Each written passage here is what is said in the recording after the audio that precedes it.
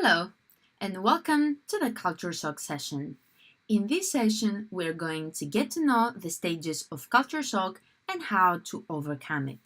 Before we start, I want to ask you, what is culture? While you're thinking, these are some of the definitions of culture. You're going to notice that they differ with each other, and everyone has different opinion about culture based on their experiences. So first, we need to understand deeper the meaning and aspects of culture. In order to achieve that, let's think of culture as an iceberg. We know and see the top of it, but not what is under. Having this in mind, the experience of the differences and challenges from one culture to another is called culture shock. Culture shock can be explained by a simple graph. There are four stages that will help you identify where you're at during your exchange.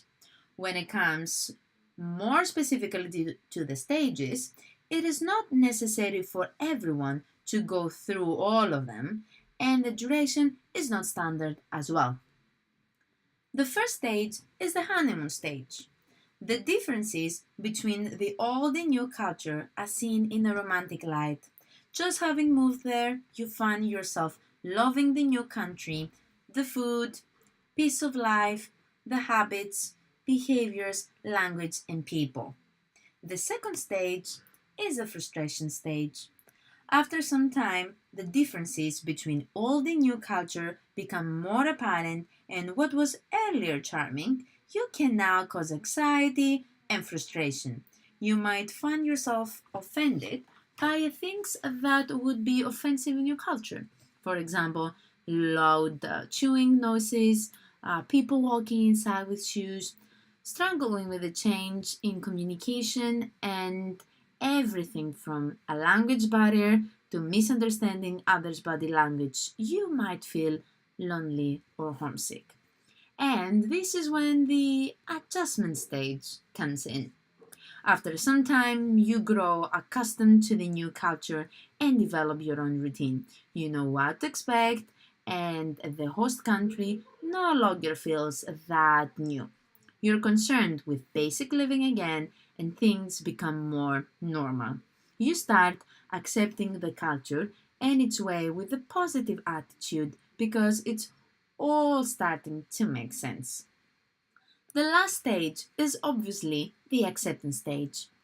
You are eventually able to participate fully and comfortably in the host culture.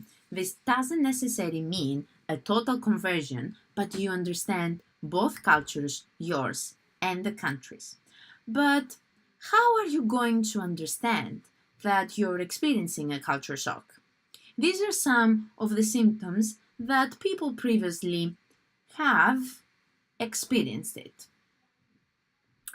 And you might have wondered as well how you're going to overcome it.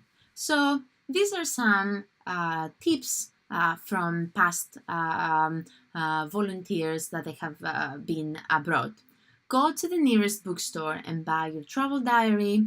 Start by writing the most important details, thoughts, or micro stories. Establish friendships from people from that country. Make a list of all the positive things that are happening and discuss anything with the person responsible from ISET UK.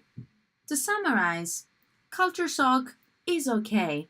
It is part of your experience abroad, and by recognizing it by what it is, you can prevent it from ruining a beautiful experience. Thank you so much for watching, and I wish you a lovely experience abroad.